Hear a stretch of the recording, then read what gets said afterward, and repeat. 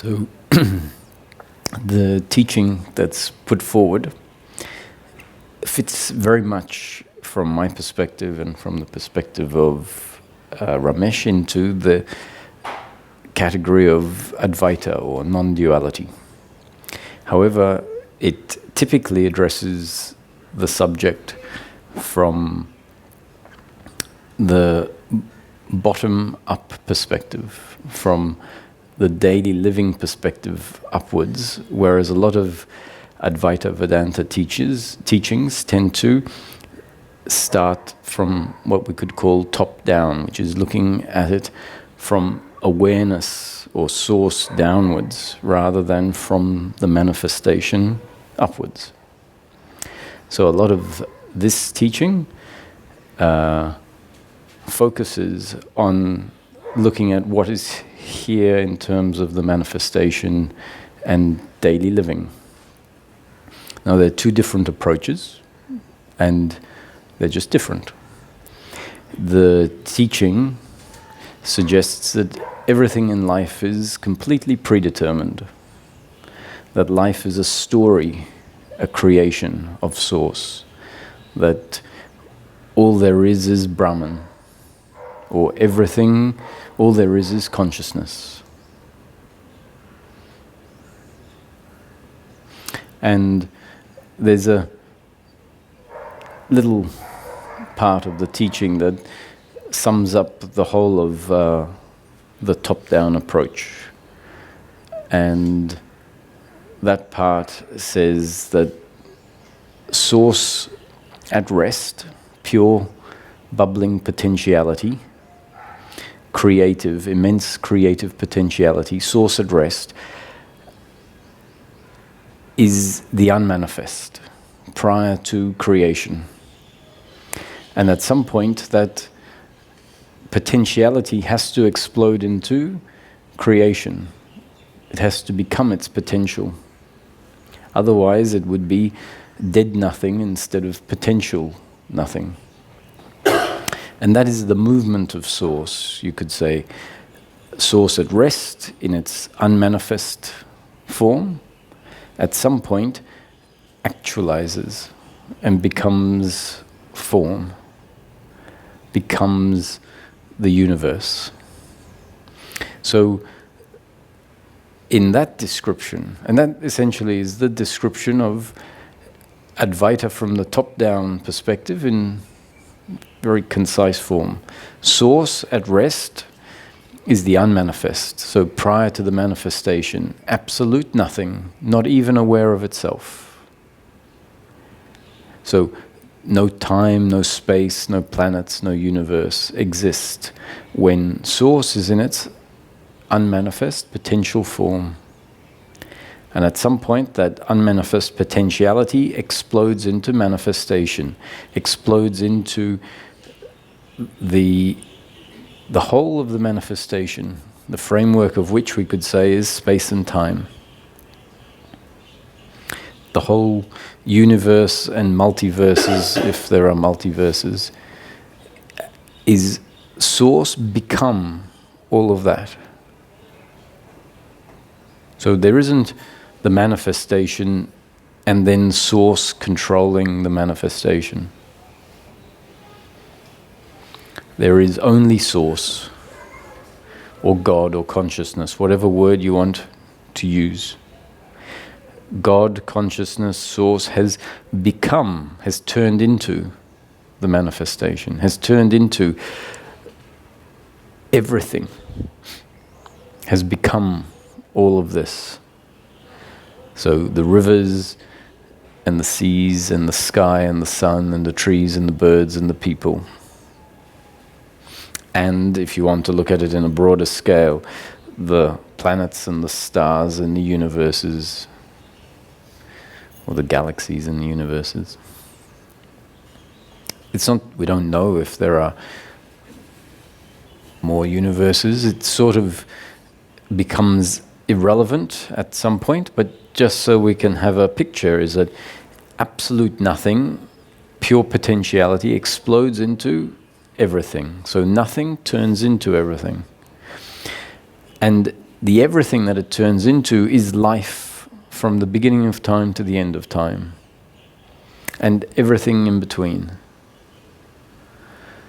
So the predeterminedness or destiny of life is because God has become time and space and the story of time and space from beginning to end. The actions of all the animals, of all the people, the evolution, the bird flying past, the wind, the sea, the sun. None of it exists outside of God. God has become all of it. Consciousness, source has become all of it. That is essentially what non-duality, what Advaita Vedanta is saying. All there is Brahman. All that exists is Brahman. It then says the world is illusion. Then Brahman is the world. So if you reconcile this, all that exists is Brahman, or only Brahman is real. The world is illusion, Brahman is the world. So one of the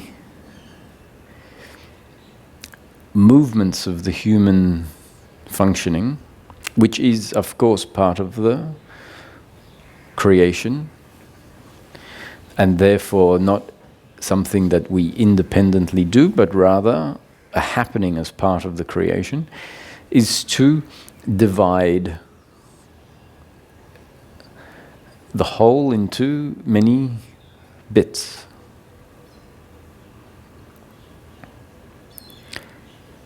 And in dividing, what happens is that the vision of the whole is lost. The vision of seeing it all as one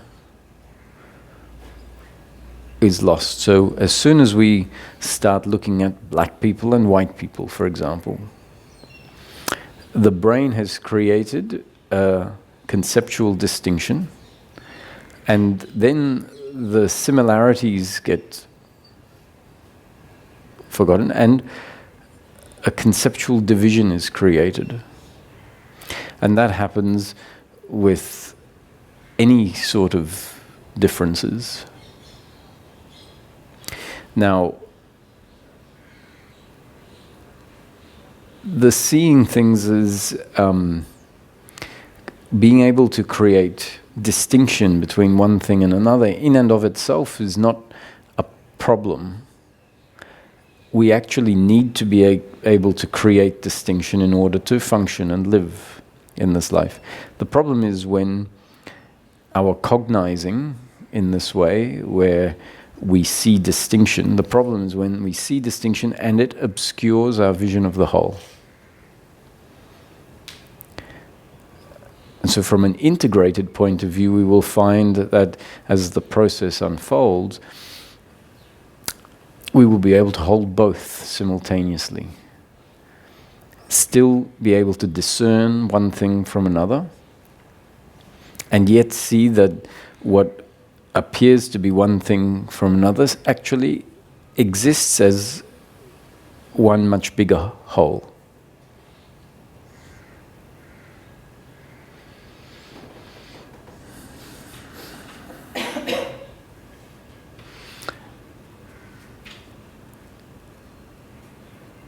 So in Ramana's self-inquiry,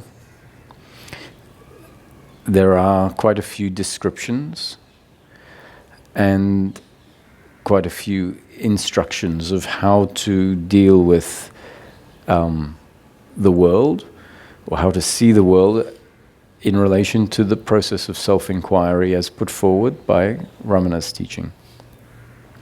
And one of the early descriptions is that for as long as we see the world as an objective reality, as long as we perceive life as an objective reality, the self remains obscured. And in self-inquiry, the realization of the self is what is paramount.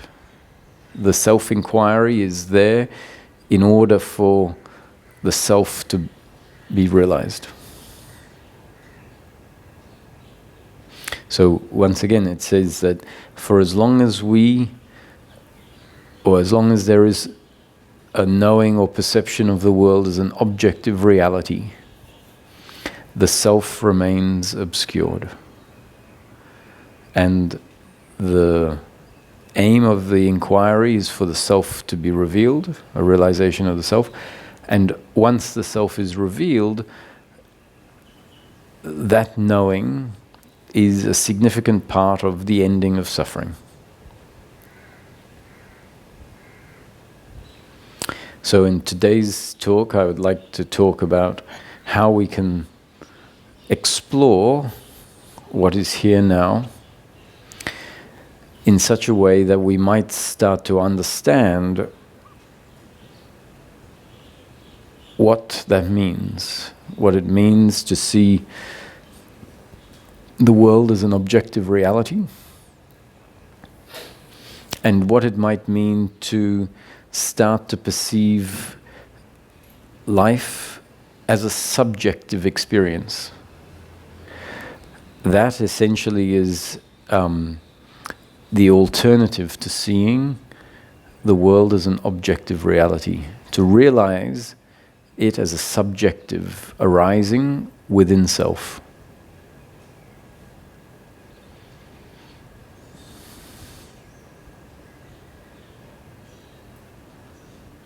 Now, these particular explorations are one adjunct to the main teachings of non-doership. Usually, teachings will choose one approach or the other because what is said in each approach can sound very contradictory. What is described in each approach is describing who we are in radically different terms. And so if our intellect can't switch, then listening to the two descriptions from the different angles can become very confusing. So what I try to do is to do the explorations into the nature of experience in a slightly different context to that of a top-down Advaita inquiry, so that we can then marry that into the daily living descriptions without them seeming to be in opposition with each other, which they often are when the two are treated as specific teachings and not considered in conjunction with each other. And they don't have to be considered in conjunction because a lot of teachings don't marry them. They will understand that the transitions will happen in due course, and that's very valid. But I found that one of the most significant changes that has to happen is a shift whereby the objects, primarily the thought objects and the emotion objects, get seen from a sort of a platform that is further back than where these thoughts and objects are normally viewed from. Actually, normally then the thoughts and objects are not viewed from a distance. We are completely, our sense of self is completely intertwined in the thinking. And so there is no capacity to observe them objectively, because there really is no distance between the observer and the thought. And so it's very hard to understand something, to see it objectively, when there is no distance between, or no space, rather, I should say, no space. And there is a shift that can happen in the human being that allows a seeing of what we could call our outer and our inner landscape from a different perspective. And that's a very important shift. And sometimes from the bottom-up perspective, that shift, because it is not emphasized and not focused on, doesn't happen. And then we find ourselves very frustrated, because the perspective of life, even when we understand intellectually that we are not the doer and that our happiness isn't to be found in the flow of life, for example, when we understand those concepts intellectually, we still don't find an experiential change happening. So I try to integrate these two aspects, whereby sometimes we focus on how to look at life in a way that can emphasize this flicking, changing of something in the way life is experientially perceived.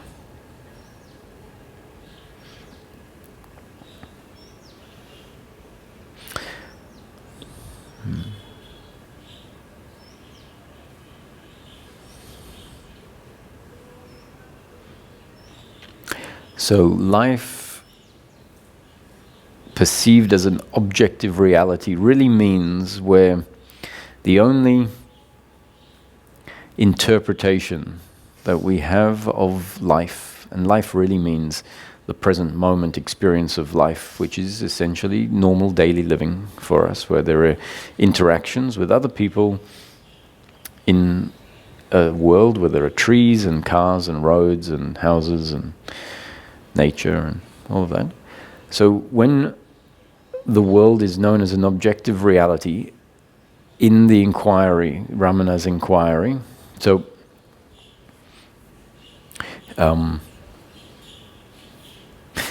in the context of a different teaching, the word objective reality can mean something a bit different. So I'm just referring it back to the self-inquiry of Ramana for now. Because he points out that it is very important for the world to stop being seen as an objective reality in order for the self to be realized. So what it means in that context is where you experience the world, you interpret the world as something that is objective, meaning has its own existence outside of you, and is in and of itself real. Real with its own independent, objective existence. So when you see a pot plant or a stone, a rock, any physical object, if you perceive it as a physical object that is outside of you and real, then you are effectively perceiving the world as an objective reality. And I think it's fair to say that until spirituality comes along and starts prompting us, that's how we develop as human beings. We don't choose how our senses pick up and create. We don't choose how the experience of the world presents, and therefore we don't choose what it feels like. And it seems like the default version is to experience the world as an objective reality, experience things outside of ourselves and as absolutely real as they are experienced.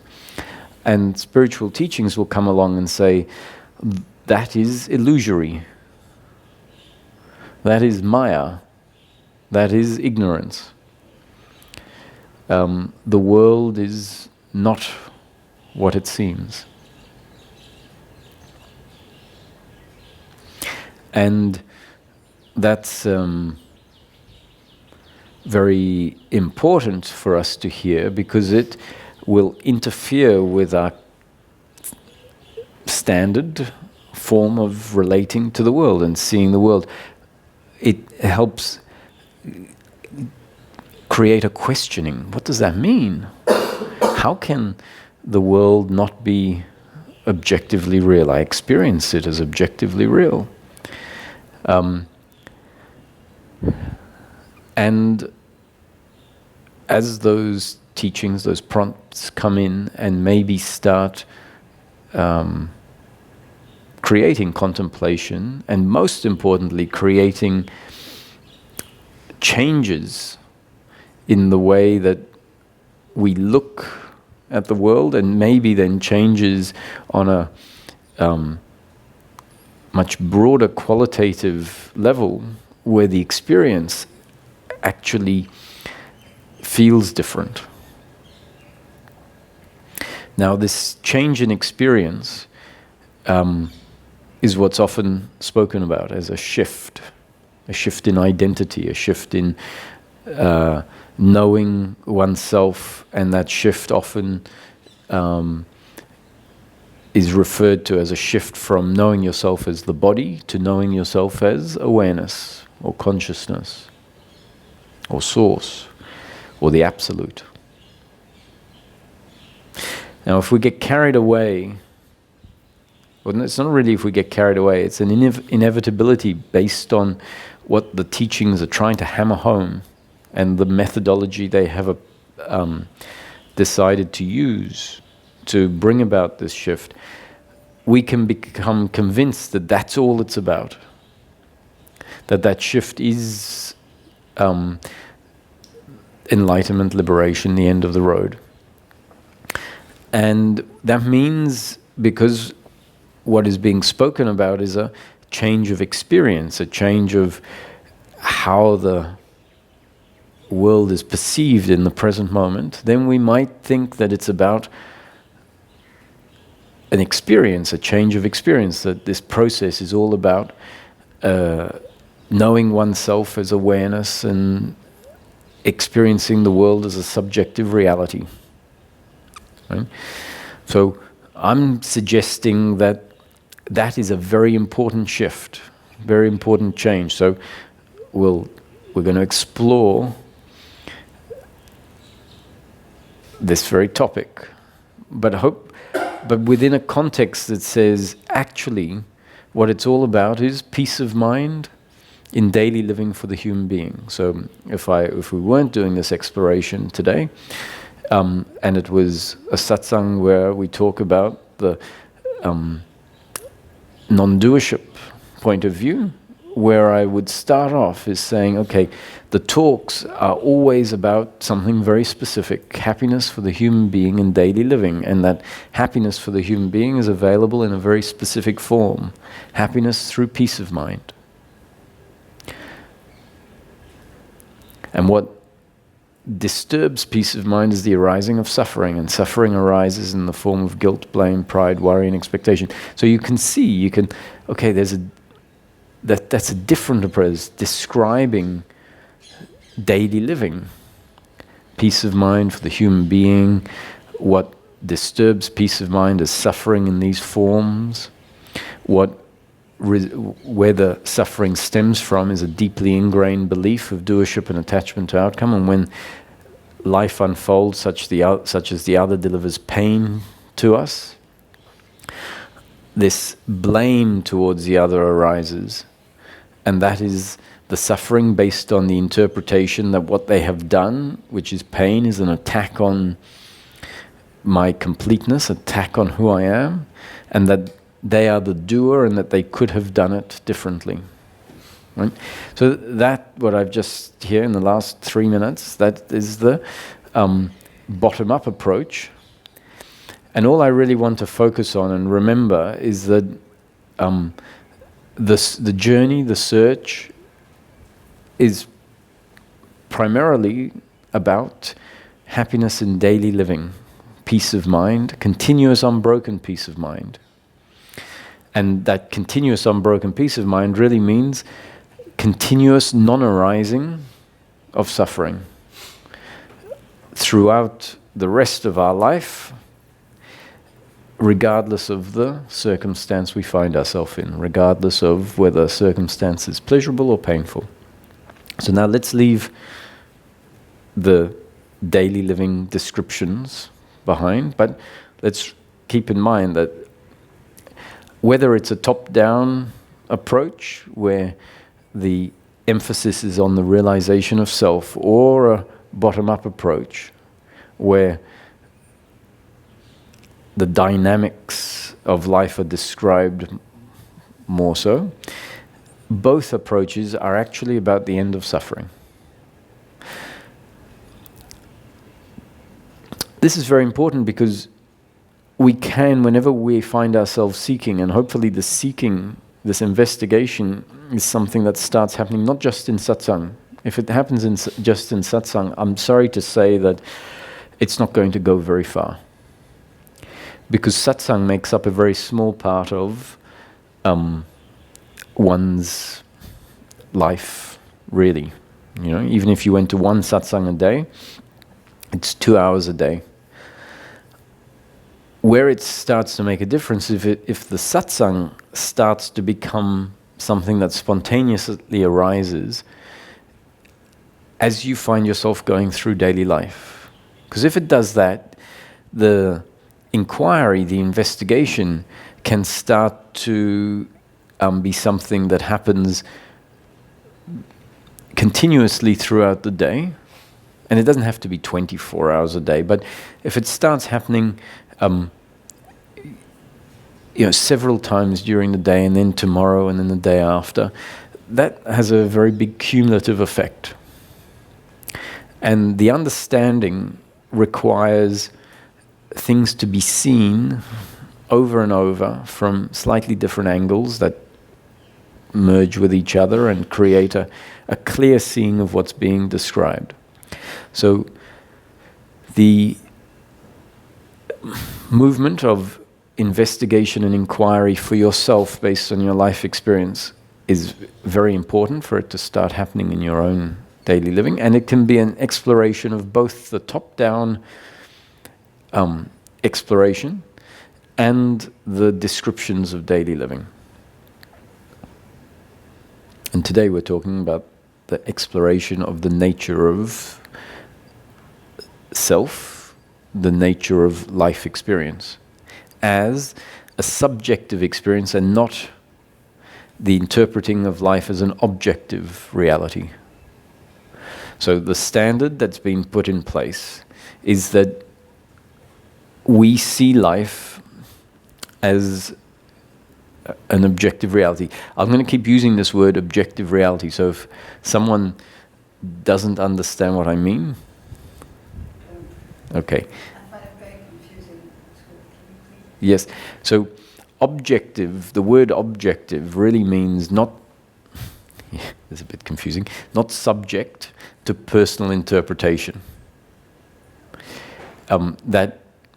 So if someone says it is a subjective experience, it means it's obviously from a seen through a personal lens, let's say, and that someone else is going to see it through their personal lens, and then you have two subjective experiences. And when something is seen to be objective, and it means it has an independent existence, the existence is not dependent on me. Objective tends to mean that it is seen truly and clearly for what it is.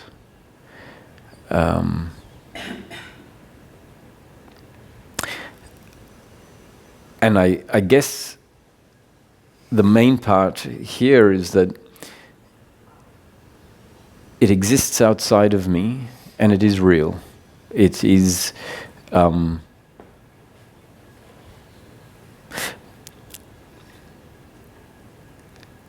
think the key is this independent existence, that a rock is independent of me. That rock has... The rock that I know, that I experience, that I see, is outside of me and has nothing to do with me. It just happens to be on my path. And the other person is outside of me and is independent of me and is real. Real, in a way, you could say, is, it doesn't just come and go. An illusion is you flash something. It's there 1 minute, and next minute it's not there anymore. And if there was a hologram, for example, it can look very real, and we might think it's an objective reality, right? So it can be the hologram. When we look at it, we can say, yes, it's an object. So object really is linked to objective reality. If someone turns the power off or the hologram flickers, suddenly we now see it differently. So if the power gets turned off the holographic image, it vanishes, and then it comes back again. And then we say, wow, it's not objectively real, because it was there 1 minute and gone the next. So that is... but that's really how we see the world. That it is a whole bunch of objects that are outside of myself and have independent existence and are real. And that the objects are all different from each other and separate. That perspective of life, according to the self-inquiry of Ramana, obscures the self. Means the self is hidden when life is seen like that.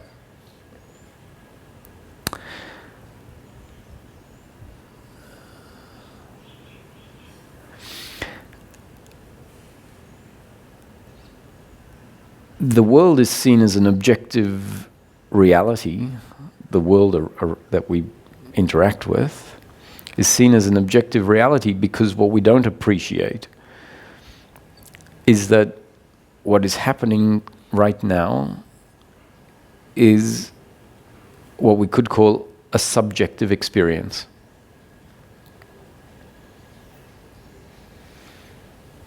That what we are aware of as the world in which we live and what we are aware of as ourself, the person, the body, the thoughts, the emotions, are all part of a spontaneously arising subjective experience.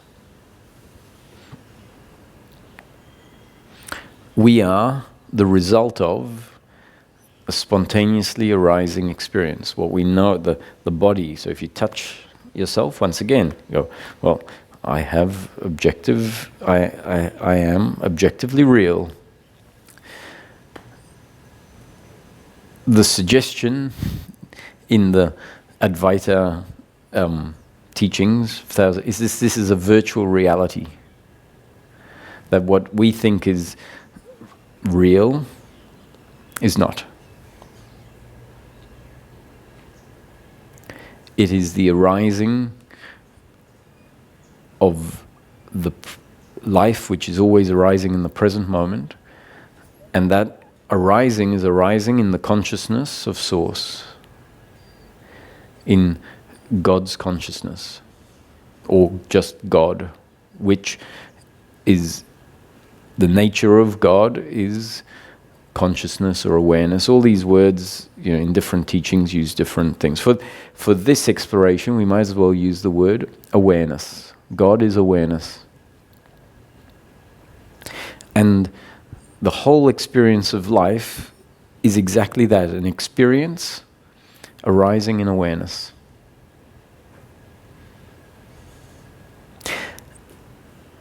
And that life can be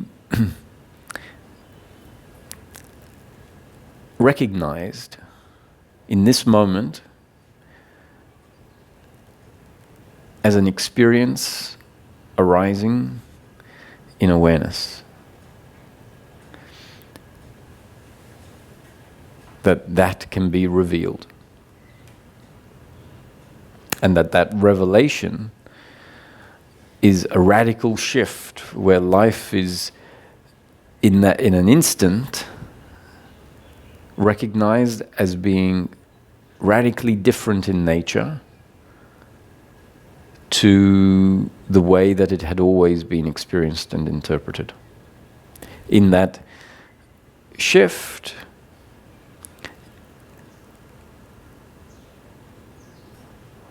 so many things that were assumed to be how life works are seen to be apparent or only because of the structure of the experience.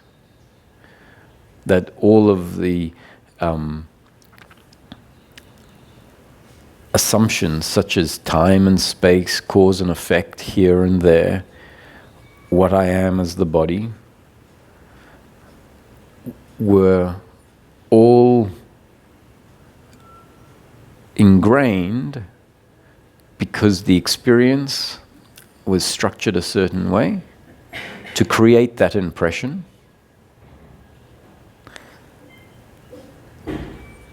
And the experience included in it the experience of the experience from a very particular point of view.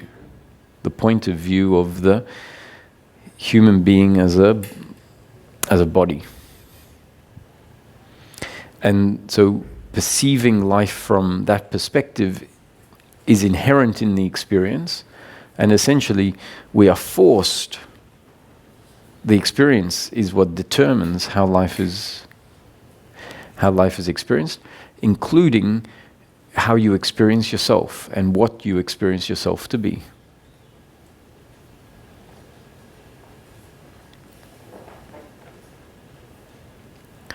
So the exploration is an exploration into the present moment experience, what we previously or currently would call my experience, or we might not even realize my experience of the objective reality of life, but rather we would say me being in life. You know, so it is an exploration of what we might say is me, a human being in the objective world, walking through the objective world that is different to what I am. So that's what the exploration is, with the aim of recognizing it as a subjective experience.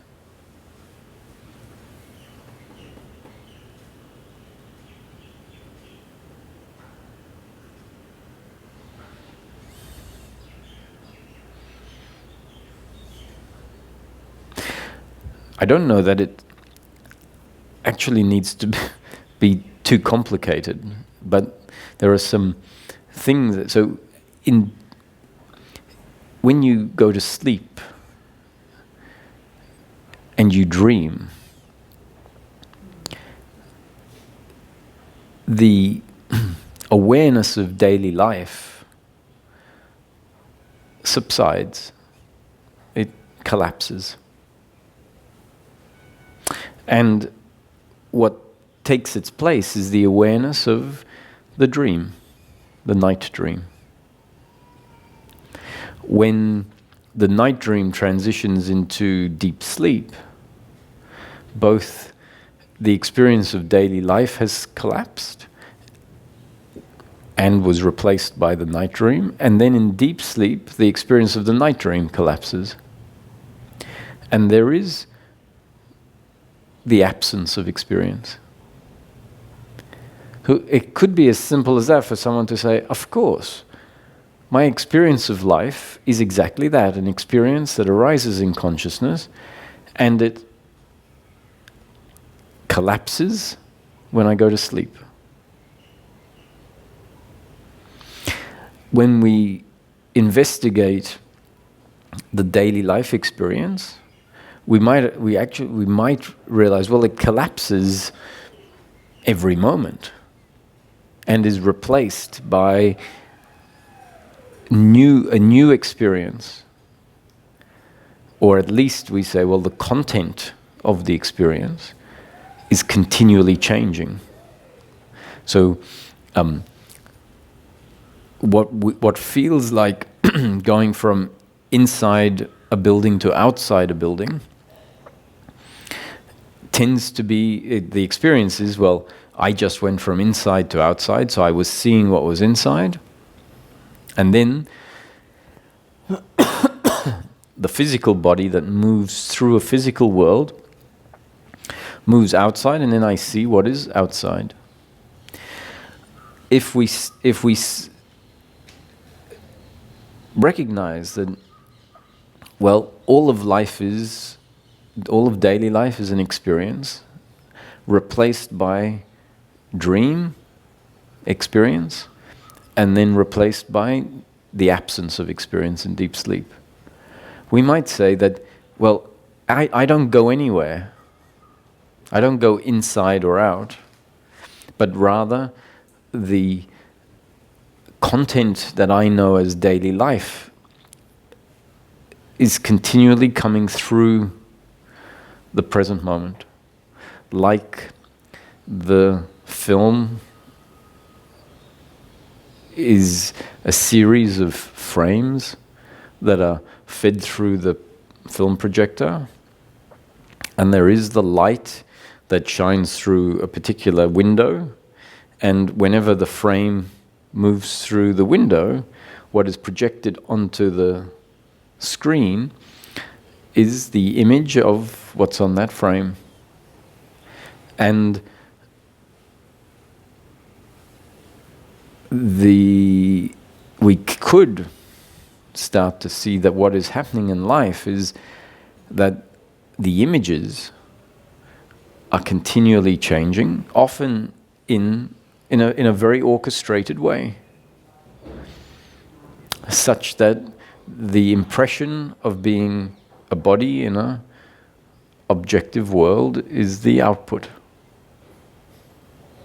Now, we might listen to this and say, but that's really far-fetched. Where is this content coming from? We have our experience of dreams at night that demonstrate this. So if we investigate the dream, we start to realize that actually we have first-hand understanding of how a whole world can spontaneously arise inside when we look at life ordinarily, we say inside the mind of the person that's asleep. And the mind of the person that is asleep, essentially, the nature of mind is consciousness or awareness. If I use the word consciousness, you can interchange it with awareness. So the nature of mind is awareness. And the mind imagines or creates imagery in itself. So the mind, that's what the mind does. It creates imagery inside itself, and the nature of mind is awareness. So the imagery, when it is created, is awared, is experienced.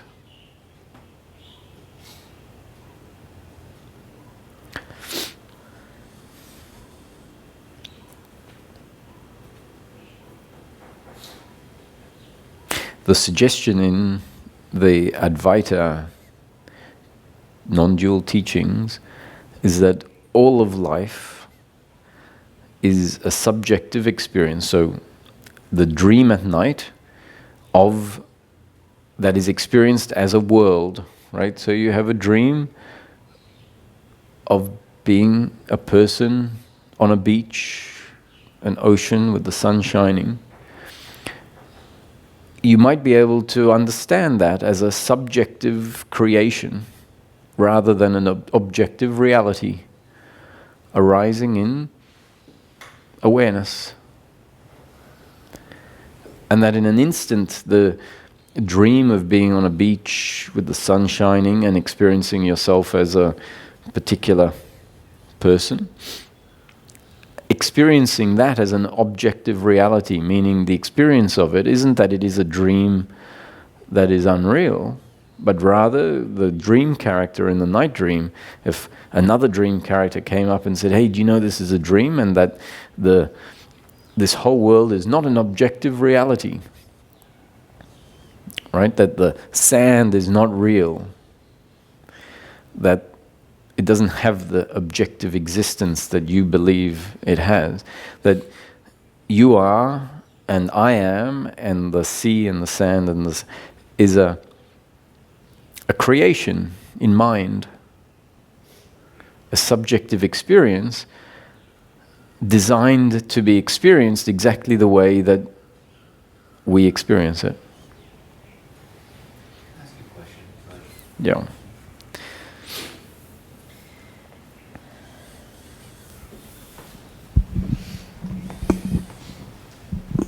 So this,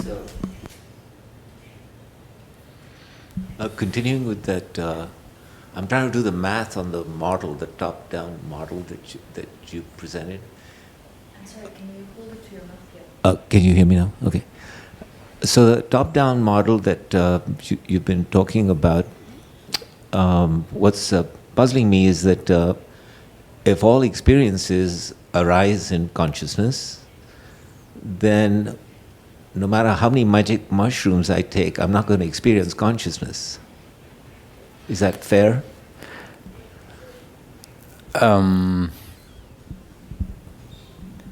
Well, what it's really saying is you don't need to take magic mushrooms. Oh, no, I just because they would be they're just new experiences taking the place of the experience that we consider to be reality.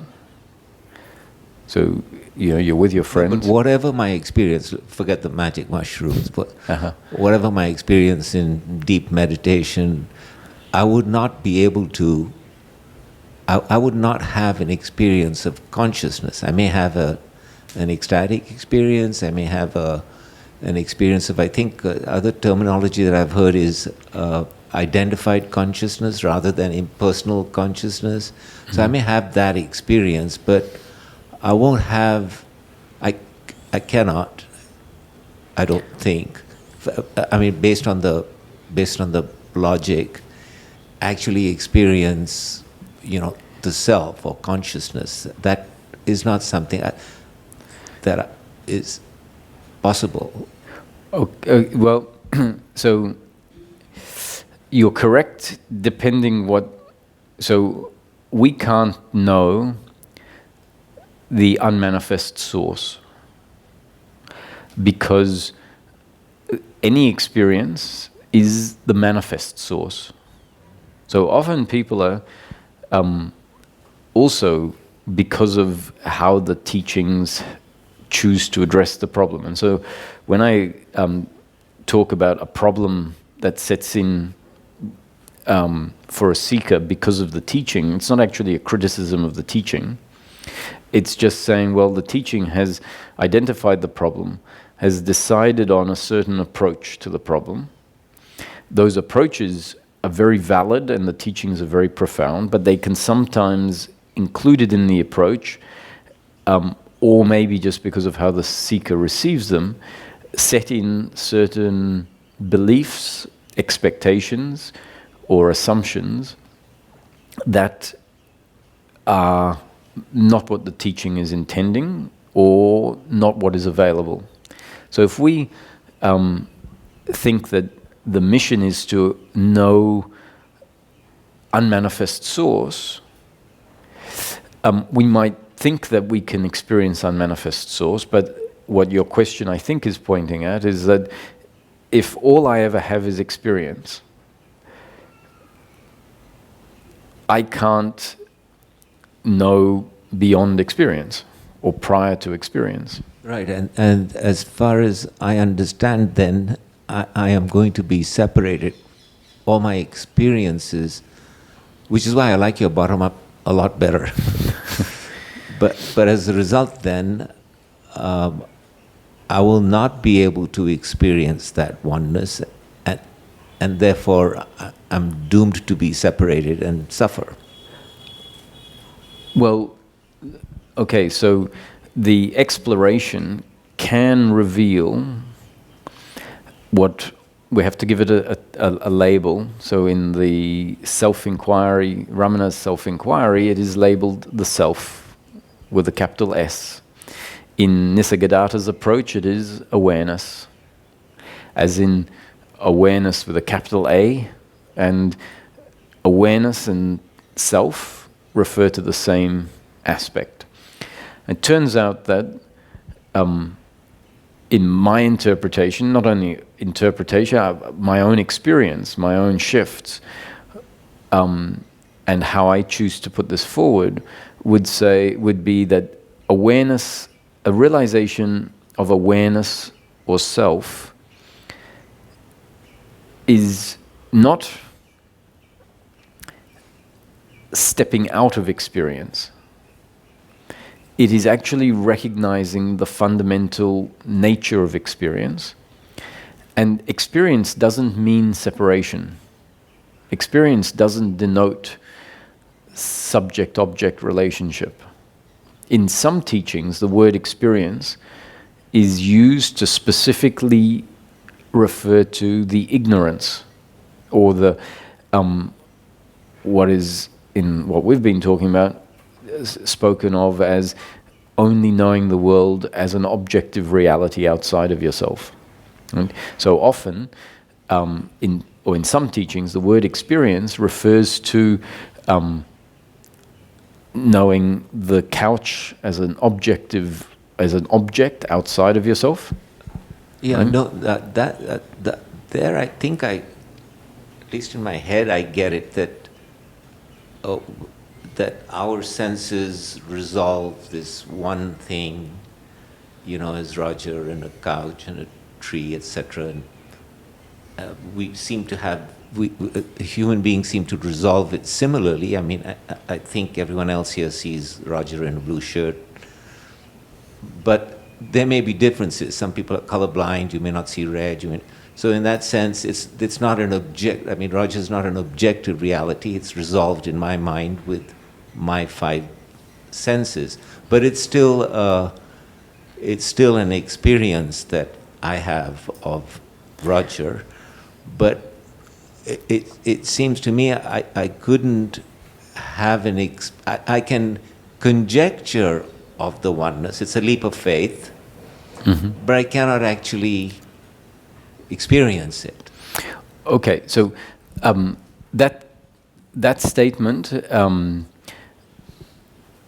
is actually not correct in what is being pointed at, because the point of the exploration is for you to experience exactly that.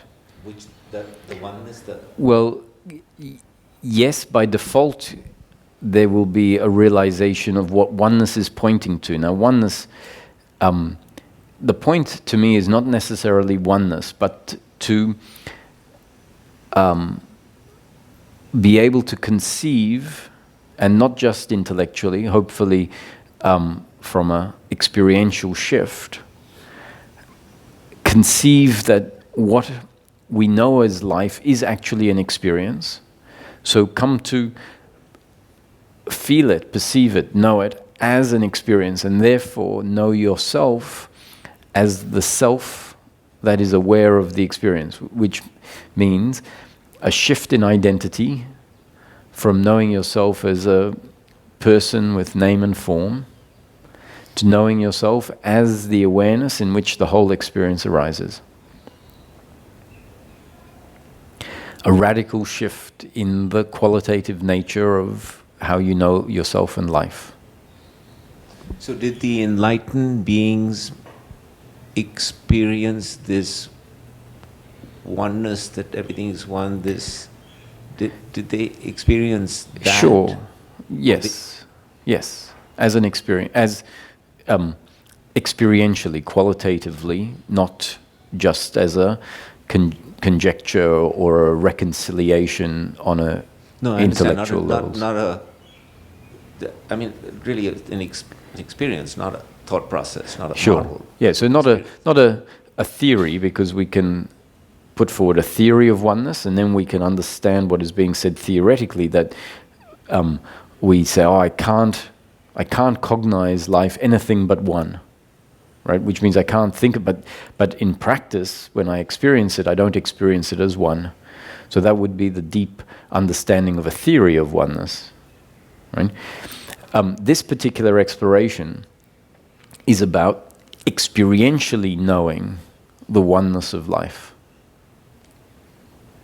And that has happened. Sure. I mean, I speak from my own experience, but when you look at the pointers of the recognized masters in history, those pointers are talking about their own direct realization of the non-separateness of the nature of life. So someone listening to this who is familiar with my teachings because I labor on the fact that it's not about oneness, it's not about an experience of oneness. Liberation isn't living as awareness or self, right? And it isn't. So that's why I said this is a particular exploration that happens as an adjunct to the main teaching. And in that exploration, some tweaks, some shifts happen, and the experience is then experienced as if you have taken magic mushrooms, let's say. If you've ever taken a hallucinogenic drug, you might find that the sense of who you are, how life is perceived in that moment, qualitatively changes radically, and it's it feels very profound. Unless yes, but is it the like these peyote experiences that people go to shamans to experience, to feel this oneness? Mm-hmm. I'm just trying to understand in my mind. I mean, it may be a very, very powerful experience, Mm-hmm. but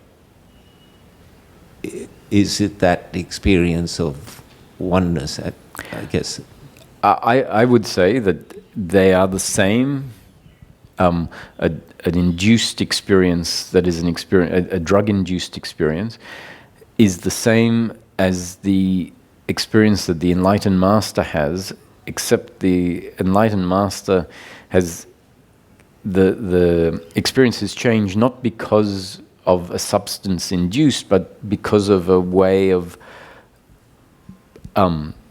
relating to life based on the pointers that they received through the teachings that at some point made this difference. And it's because the relating to life as an arising in consciousness happens continuously for months and years in the process of enlightenment. So Nisargadatta said, his teacher, Siddhara Ramesh Maharaj, said, abide in I am. And so he then said, I followed his advice, his instruction.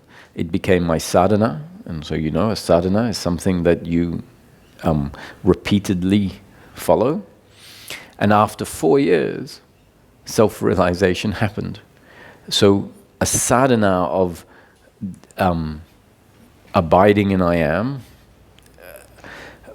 and abiding in I am includes some instruction as to what that means. As does the self-inquiry, it includes some, descriptions of life and how to treat thoughts when they arise. To whom does this thought arise? Is the suggestion. Ask yourself to whom the thought arises. Don't be involved in the thought, don't pursue the thought, but rather ask, to whom does this thought arise? And the suggested answer is that the answer to that question is to me. This thought arises to me. And then the self-inquiry says, so who am I? And that who am I is meant to take us back to the source of the thought rather than the person. Now, it would only take us, it doesn't magically take us back to the source of the thought as the source of the self. It takes us back to the self when the teaching itself, the self-inquiry, says it is not, the thought is not coming from the person or the brain, but rather arises from the self. And so as we contemplate this, maybe at some point in the self-inquiry, we start finding that when I ask this question, to who does this thought arise? To me. Who am I? That the who am I is essentially a pointer back to a dimension of the human, let's say a dimension of the human being, but actually experientially seeing life from the perspective of being awareness in which everything arises. And so if the question, who am I, does start taking us back to a place outside of thinking, a place where the experience of life is qualitatively different, where we know ourselves differently, then a grounding in the self happens. And we start to know life from the perspective of self rather than from the perspective of the individual. And now, having been exposed to Ramesh's teachings, you might be saying, but this is all a bit top down, because isn't it really about happiness for the human being in this life?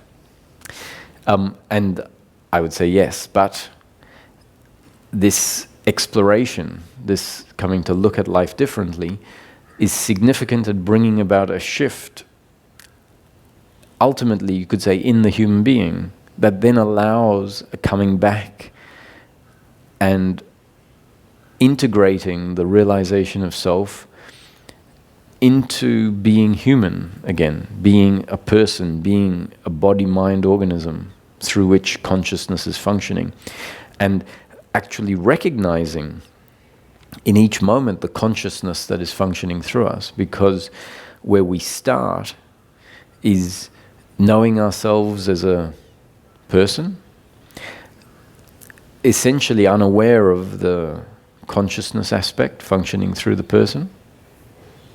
And so we don't really know ourselves truly, because we know ourselves as a person, but with no appreciation or recognition of the consciousness aspect. And so the Advaita top-down teachings are describing life this way in order to create an awakening to that aspect of ourself that we have forgotten, that we haven't realized, because it's been covered up by our outward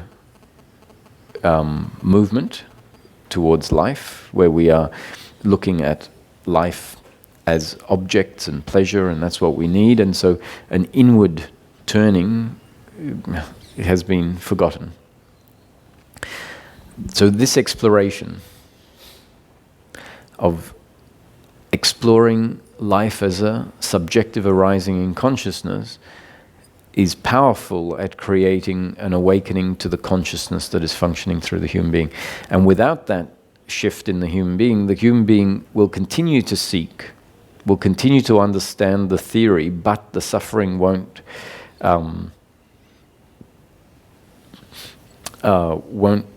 really subside.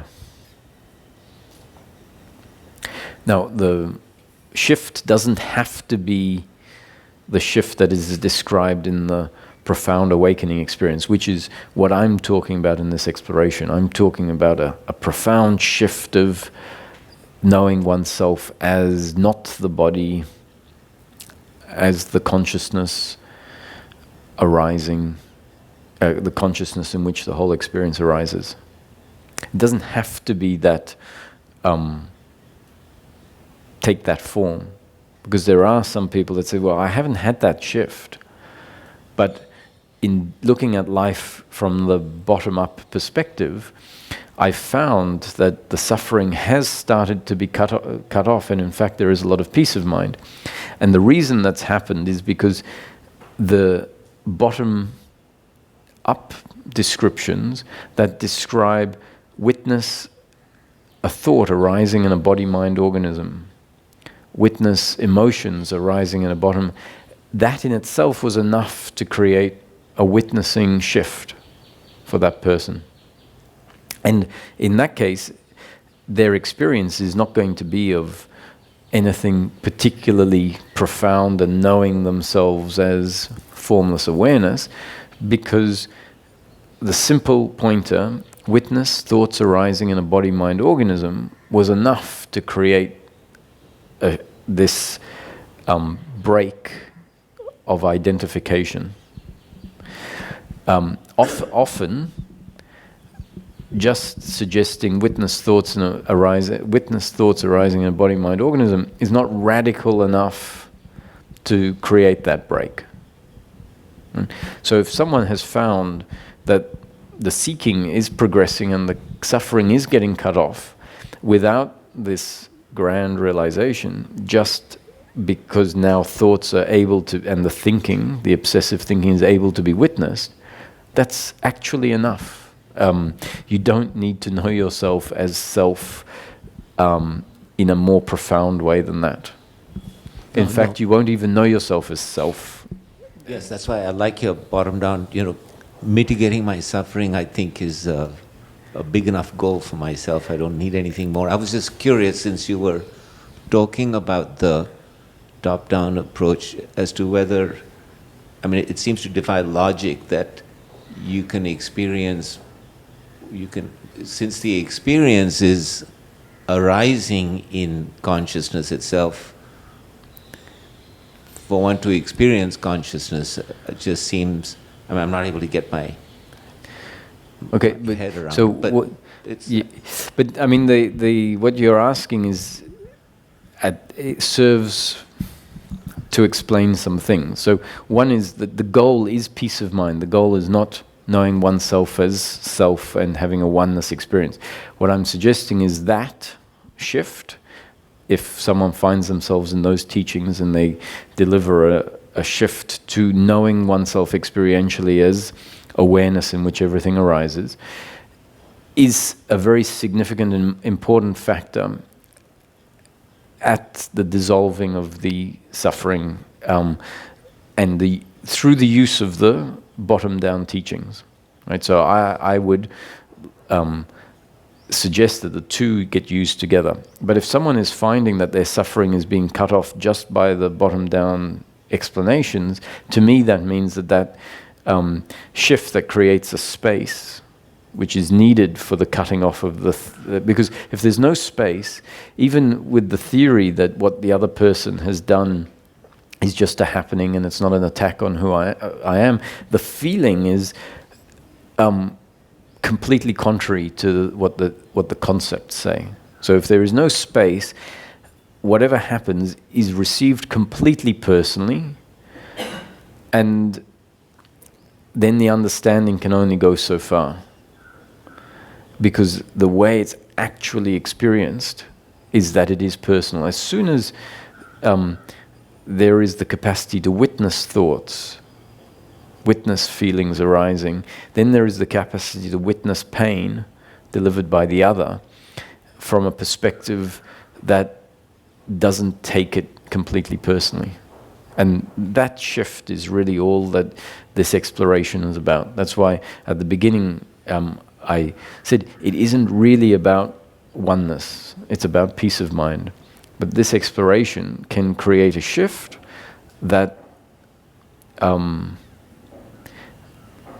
is very important to the process.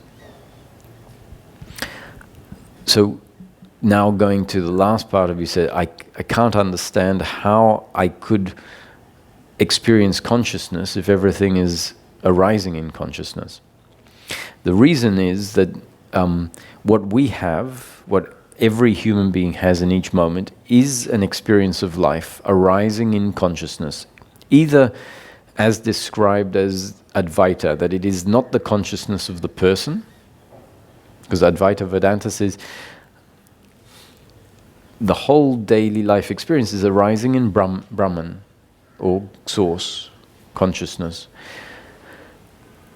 There is no person really other than an appearance as part of the experience that is arising in God, and what you need to, or what needs to happen, is for there to be a realization that you are Brahman, awareness, the awareness of source in which everything is arising. Now, if this is all arising in the awareness of source, and you and I don't have independent existence, but rather we are part of that experience, then what that means is that you really are not experiencing life, but source is experiencing life, or awareness is experiencing life. But I would never know that, right? That's an extrapolation I have to make. Well, no. Right? So what it says is that you will dissolve, right? So you won't know it because you will dissolve, and what will be left is the awareness of source, and you will know yourself, not you as Roger or Anil, but you as impersonal awareness of source, or just awareness of source. So Anil won't know themselves, won't know himself as consciousness, but Anil will fall away, and what will be left is the knowing of oneself as awareness, as an experiential thing, and that can happen. Now, the next question is, when that happens, is it true that the realization is a realization of myself as the awareness of Brahman? Or can we look at it and see, actually, there is a realization of myself as awareness that I wouldn't dispute. Well, but it could be that it is the awareness of the person, right? And that there really is no awareness of Brahman, or there is no that what is referred to as awareness, source, God, doesn't really exist. What does exist is awareness that is a personal awareness, but that personal awareness can be experienced as very impersonal. Doesn't change it from being personal awareness, but in a particular state, the personal awareness can include in it the experience of it all being very impersonal. So you have been in the fortunate position of having experienced that. Sure. Yeah. Yes.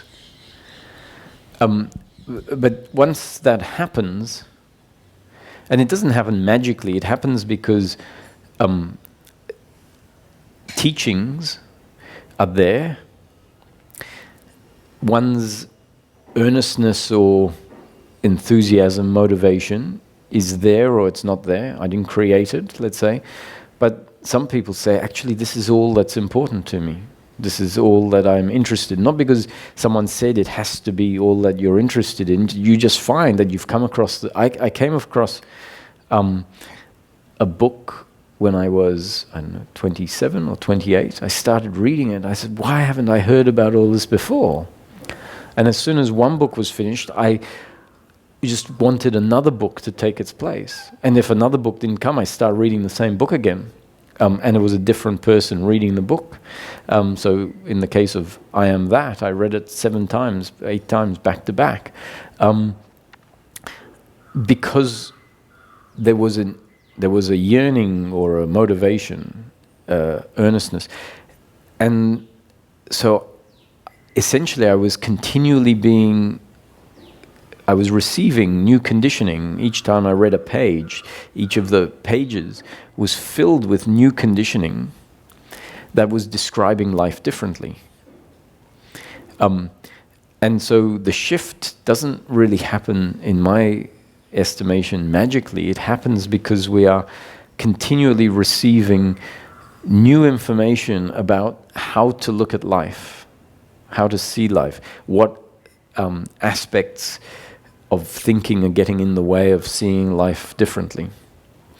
And as we receive this, hopefully we find ourselves, I used to go walking each morning for 2, 3, 4 hours, whatever, or 2 hours in the morning, 2 hours in the afternoon to a local park, and I would just be contemplating what I had been reading before going for walks or in between the 2 walks. And a lot of it was about this exploration of experience. So as I was walking through the park, what does it mean? Like I would, I am source. I am not the body. I am awareness, and this is all an experience. And so you could say Roger, the body, was walking, but attention was landing on the present moment experience, and it was morphing slowly. The experience was changing, such that at some point it became very evident that there is awareness, not Roger, aware of the present moment. And it started off like a subtle recognition of awareness, and then it would get a bit stronger. There was at some point a very significant oneness experience that was qualitatively quite different from these subtle changes. But the subtle is actually much more important in a way, the subtle recognition that everything arises in consciousness or self-awareness. It isn't really about that.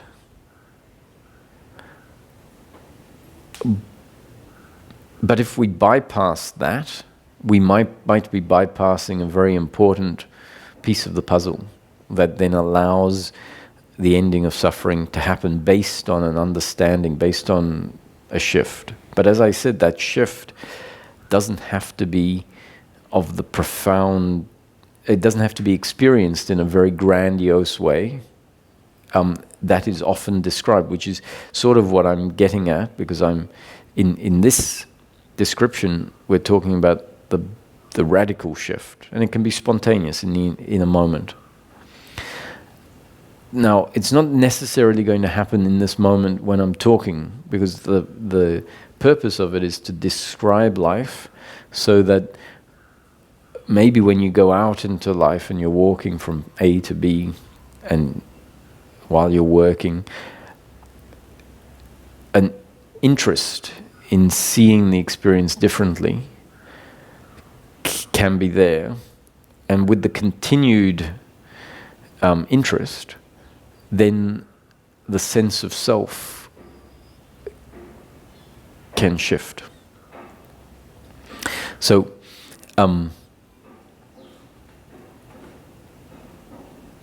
if this is all an experience in consciousness, doesn't matter if it's the consciousness of Brahman or the consciousness of you as a person, what can happen is the shift where it is recognized as an experience, not through thinking, but experientially, where you know yourself as awareness. So you definitely can know yourself as awareness, because if this is an experience, so let's go to the night dream as the example. The night dream, let's say it is arising in the person's consciousness. We can start looking at the night dream when we talk about it as a world arising, and the world really is just imagination in mind. And clearly what that means is imagination can take the form of, does take the form of experience. And within that imagination of mind, the night dream, the whole thing is very, very complex. There is a body, so the main character of the dream to which the dream is happening. So it's generally, the dream is seen from the perspective of the main character. Now the main character is really just an image amongst all the other images, right? And the dream has been constructed so that everything is perceived from the perspective of that image or that object in the dream. So from the dream point of view, it seems like the dream character is seeing out of its eyes in the dream. That's how the dream is experienced. And then if someone comes and says, hey, it is experienced as though the dream, it's experienced from the point of view of the dream character, not from the point of view of the sleeper. The sleeper sort of is not in the dream and has been replaced by the dream character. And so from the dream character's point of view, if someone says, hey, how are you? It is experienced as though I, the dream character, is hearing the words through my ears. Now that is an illusion, because the dream is a creation in consciousness, a creation in mind. The content is not separate from mind, right? So the mind, which is really awareness, and the content are not two. All of the content arises in awareness, and that is the dream. So the dream character can't jump out of the mind and have an independent existence. The dream character only arises and exists in the awareness of the sleeper, we could say, in the awareness of the sleeper, and everything else, the other people in the dream, the sand, the sun, is all one, essentially one arising in the mind of the sleeper. And the sleeper has forgotten themselves and now knows themselves as the dream character. Right? So let's say you are 50 and in the dream you have a dream of when you were 20. So the 50-year-old sleeper doesn't know themselves anymore, and they now are experiencing life from the perspective of an image of themselves that is constructed for them to be a 20-year-old. So in the dream, when you wake up, you go, wow, I had a dream last night of being 20 again. And it was, I was feeling my body and I was looking at my muscles and they were different, and my skin, and it was, and that was the content of the dream, let's say, where the dream character was particularly interested in the features of them as a young person. Right? Not necessarily, they weren't aware of them being in a dream, dreaming, and that they really were 50-year-old. The dream sort of leaves all of that out, and you only know yourself as the 20-year-old character. But let's say in the dream, the character was auditioning for, a beauty commercial or something, and so he was having to show people the complexion of his skin or whatever. So when the person who's asleep wakes up, they can remember feeling like a 20-year-old, as if that was an objective reality, and in fact it was all a creation in mind, an illusion. Not an illusion relative to the one who was asleep. Now, what if the dream, which is content, a singular content, changing content, because the dream has a sort of chronology, and words are spoken, and the words mean continuous change of the content. What if it's created such that it's no longer the dream character experiencing itself as what it is? It's created differently. And what if the awareness of the mind is what is in the dream, witnessing the dream, rather than an individual character witnessing the dream? So we know that the dream feels like the character is witnessing everything, but when you look at the dream from outside, you see it's just this content in awareness. So why can't it be created to have a different qualitative feel? And it can. So when we know that when we take a hallucinogen, the experience changes in quality, and we may not even feel like life is being witnessed from the perspective of the human being anymore, and we might sort of have an out-of-body experience. And if you ask someone, what do you mean an out-of-body experience? And you might say, well, the body was there, and that wasn't what was aware of the experience of life. I was everywhere. Let's say I was awareness. And so that's what is meant by to experientially know yourself as not the body and know yourself as awareness. Is it kind of like a lucid dream where the dreamer suddenly becomes aware that he is dreaming?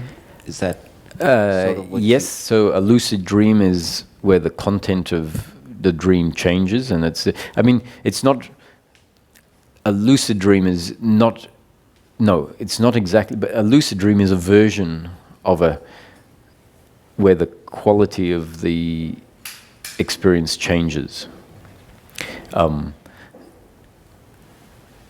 But hopefully you can get the sense that if it's all experience, why can't you know yourself as something different to what you normally know yourself, if you're not the one creating how the experience feels, but if the creator, let's say, creates the experience differently, then why not know yourself as awareness or consciousness?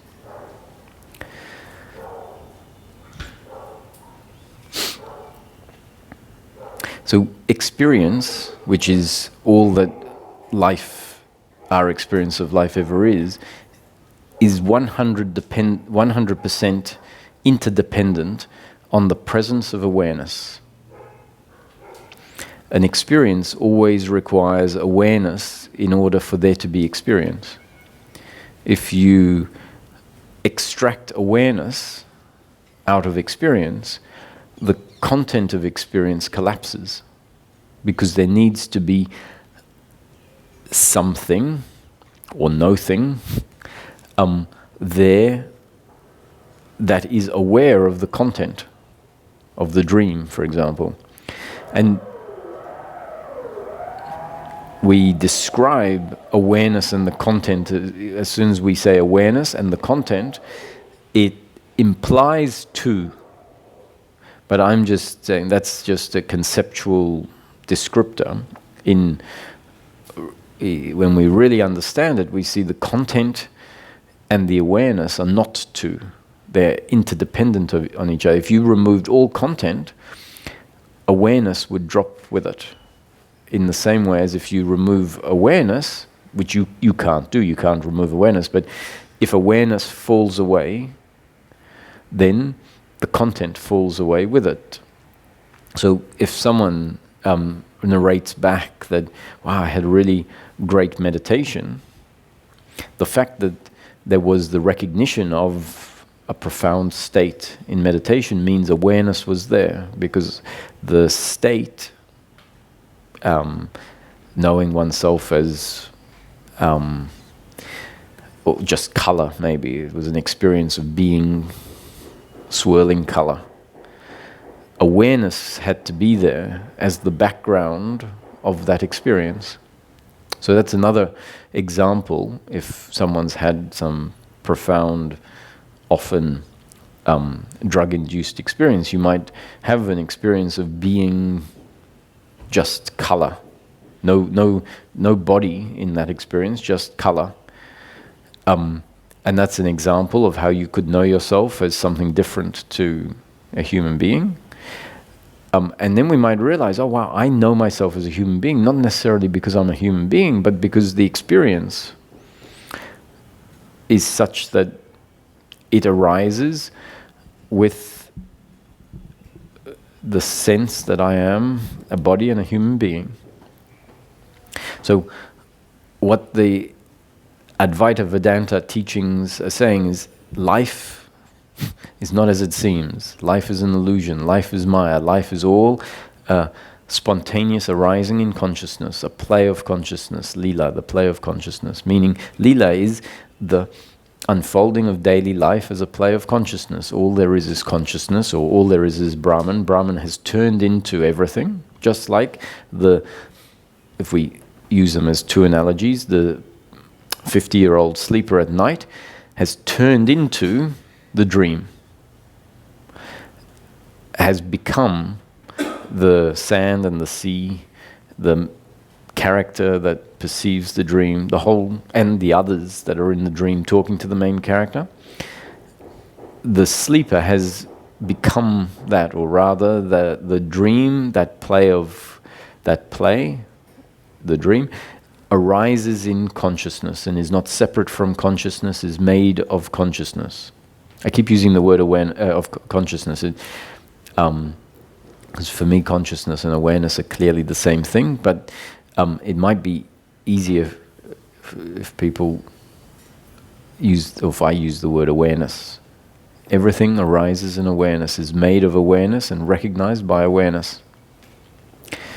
Awareness recognizing the dream either from the perspective of a character, object, like an avatar. In virtual reality computer game terms, there is the avatar that you are, and then the dream is experienced from the perspective of that dream character, or there can be a shift in the way the dream content is experienced, where you experience it from a more impersonal perspective and knowing yourself as maybe all of it, not just knowing yourself as the dreamer, as the dream character. The important thing is not really to know yourself as everything, but to recognize this as a subjective experience. To what is sometimes referred to in some teachings as waking up. Waking up to yourself as consciousness, but more importantly, I say waking up to the fact it is a subjective experience. So if you want to look at it from what the point you brought up is that you have an experience of me, but you may be colorblind and someone else isn't, and so your experience of me is shades of, less color, and someone else is seeing me in more color. And so then you can see, so what I know of the world is always a subjective experience, determined by the qualities of the instrument. But at the end of the day, all I know is what is arising inside of my mind, inside of consciousness, that this is where what we think is outside of us is all arising inside of our mind. And we can appreciate that even if we don't go to the everything is Brahman, if we just go to the classical view of life that the science talks about, is that there is a body, a human, in a world that has an objective existence. And that body is picking up light reflection in the eyes, And then that is turned into electrical signal that is sent to the brain. The brain interprets that and creates an image. Now, in the theory of sight,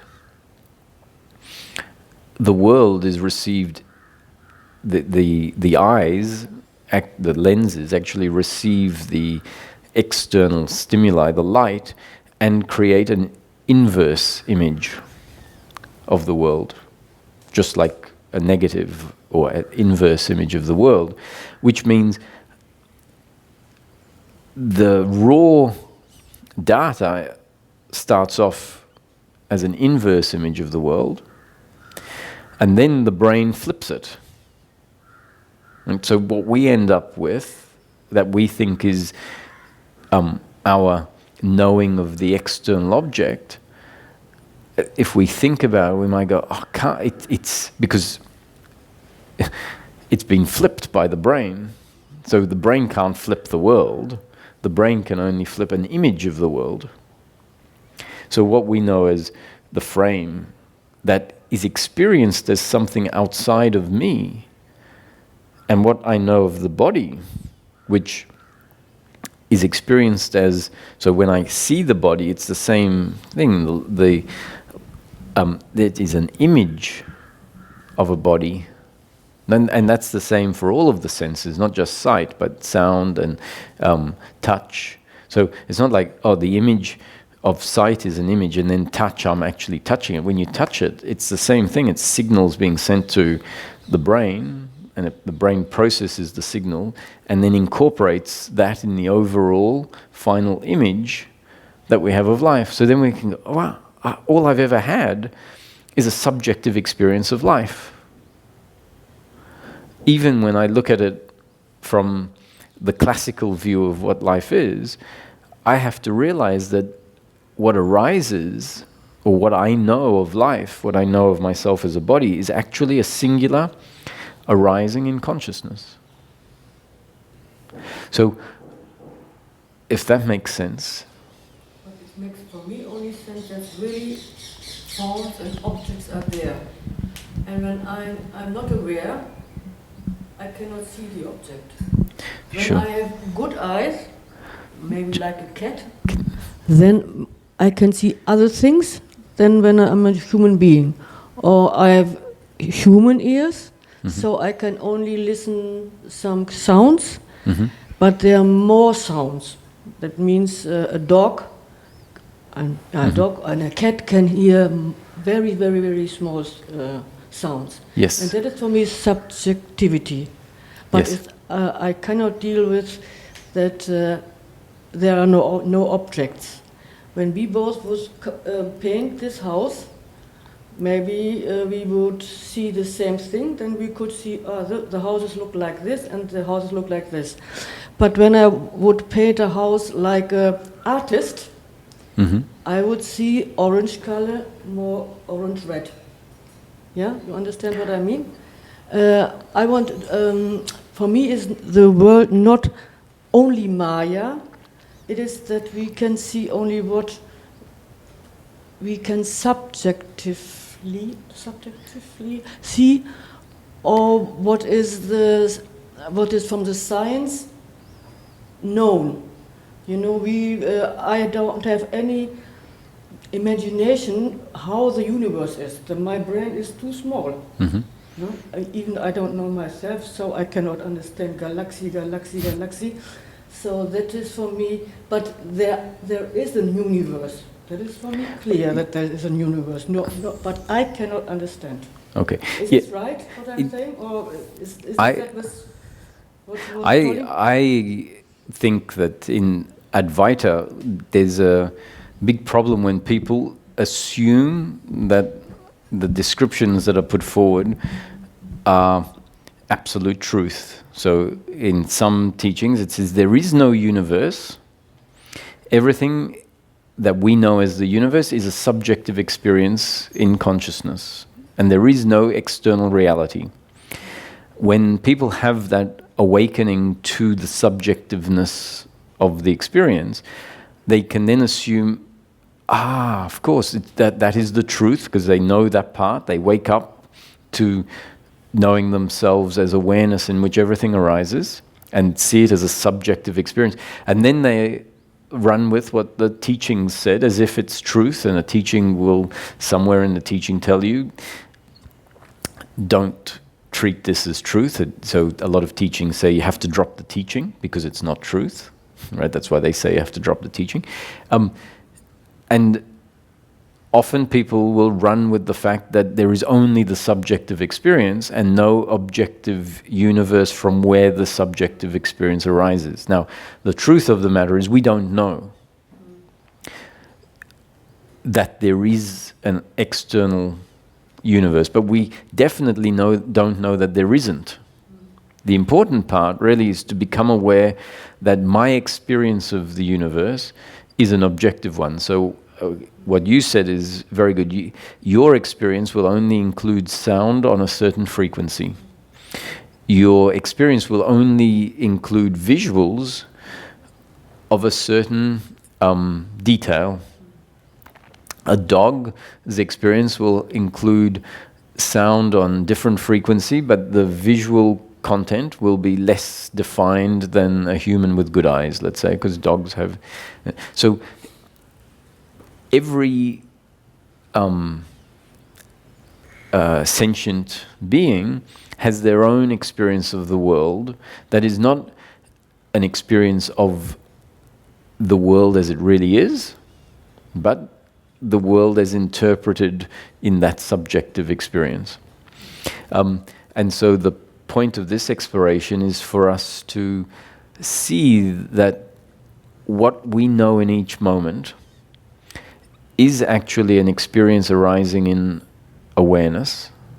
So we only hear sounds, there is only the component of sound because there is awareness aware of that content.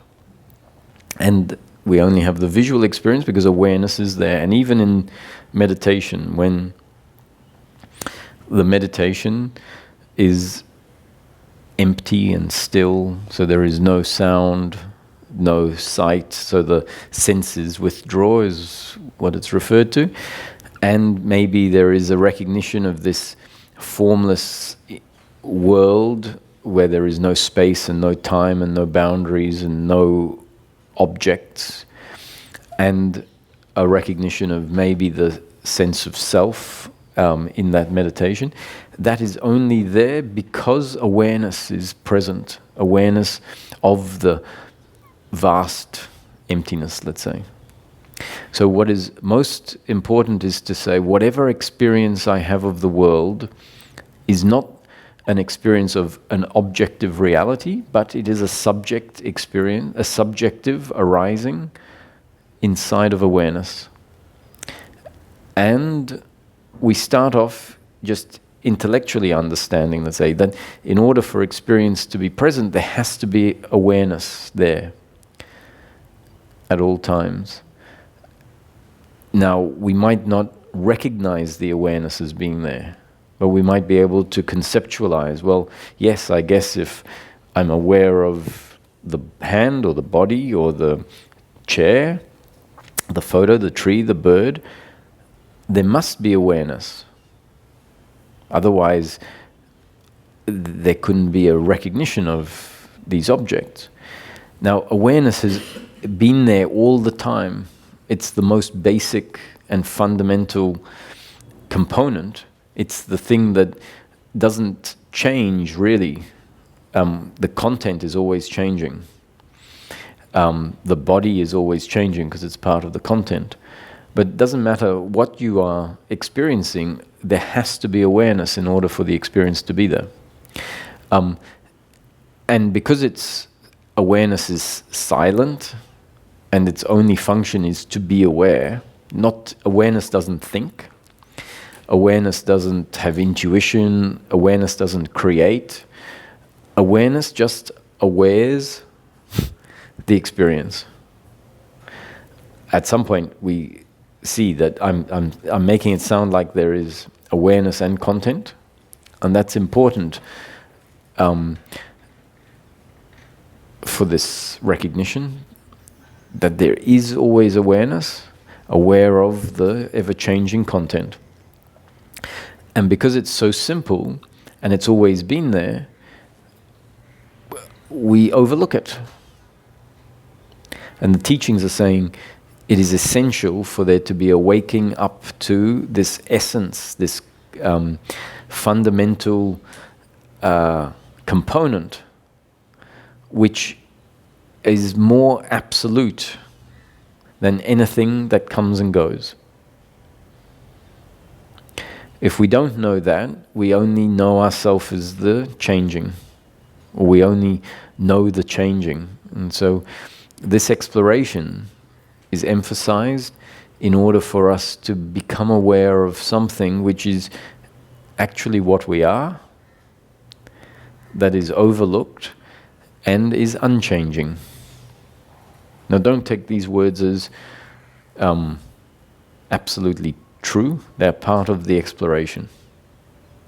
But the fact that they're not absolutely true doesn't mean that they have a lot of, at least they're relatively true. There's a relative truth to them.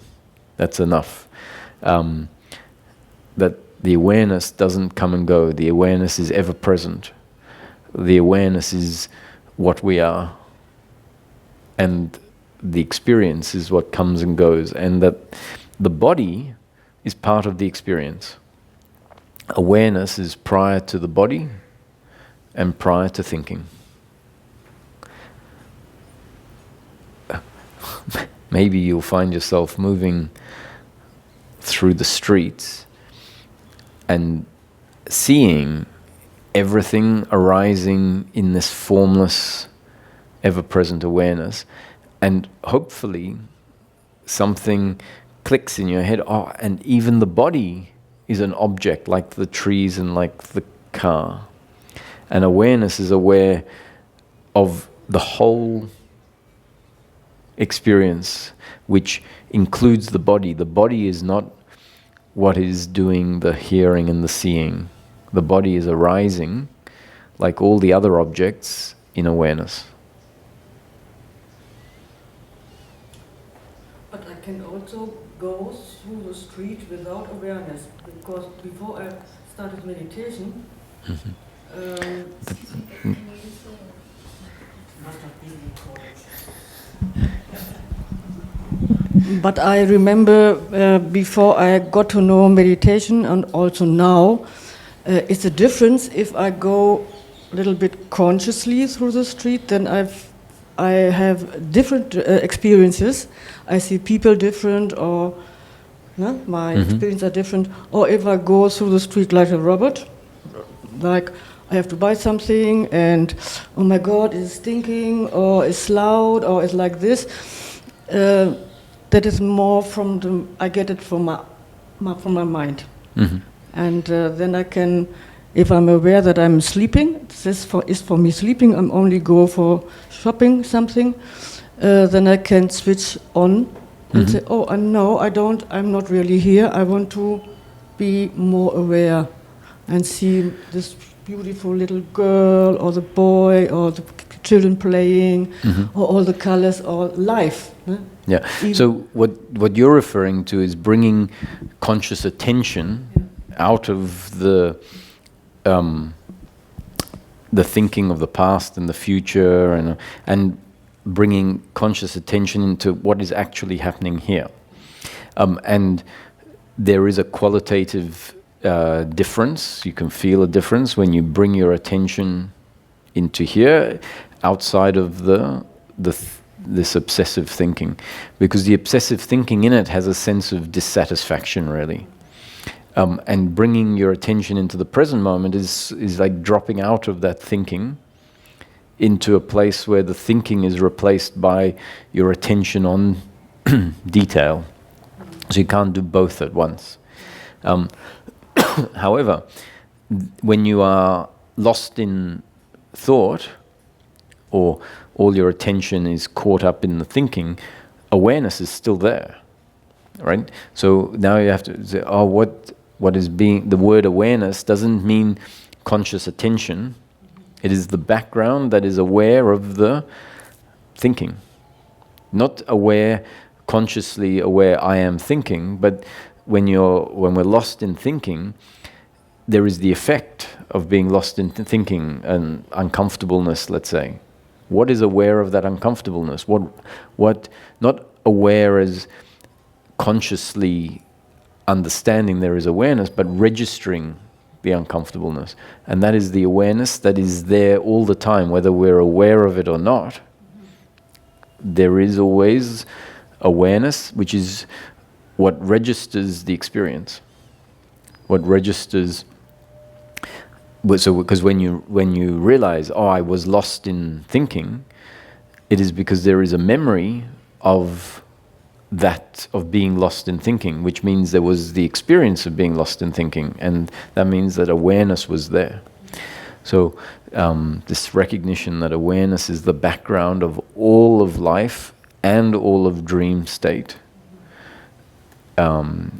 is very. In some teachings, they say awareness is the background of deep sleep as well, and that is there to get the thinking to see awareness as the ultimate background, because in deep sleep there is nothing, and so the teaching says even in deep sleep awareness is there. So what it's trying to do is create a recognition that awareness is behind everything. Especially, it's not really, who cares about deep sleep? We don't need at all to become aware of awareness in deep sleep. In fact, in this teaching, it's that there is the very nature of deep sleep is the absence of awareness. But the purpose of that is so that there is a recognition of awareness in the waking state primarily. But there are three states: waking, deep sleep, waking, dream, and deep sleep. So to talk about the awareness that is the background of all three has a cognitive effect. It's helpful as a concept to help us realize, awareness that I am, the awareness is even prior to the body, prior to all of the experience, which means prior means it wraps around the whole experience. The whole experience arises inside the container of awareness. And we can know ourselves as the container. It just requires us to become present with experience and be interested in seeing, in looking, in being the awareness in which everything arises, which really means challenging the idea I am the body when doing the exploration. And just dropping the idea you are the body. So you don't have to say I'm not the body. Just allow the experience to be seen, the experience of walking down the street, and ask, what is seeing? Without overlaying your assumptions from the past. And it might become apparent that everything is arising inside the seeing, and especially the body is also within the seeing.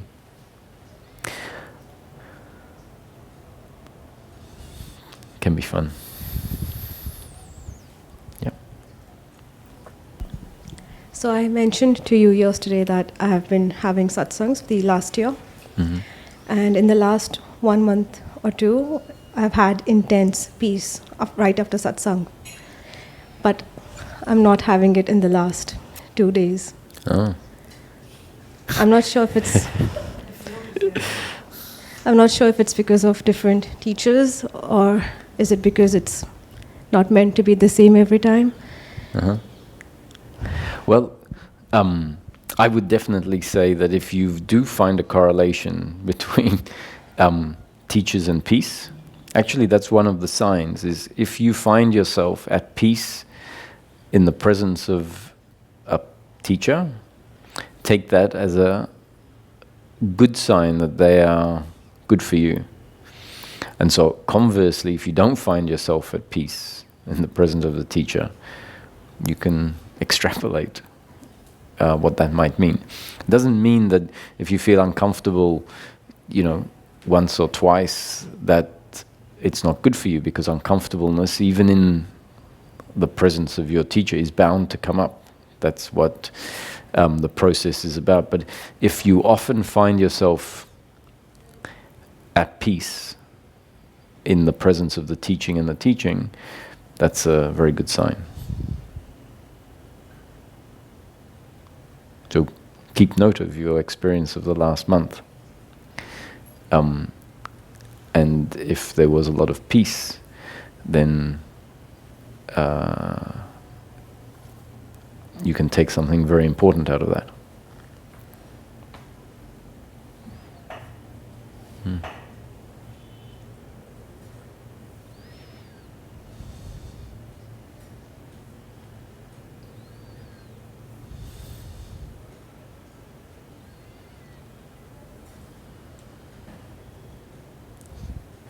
Was nothing else to add?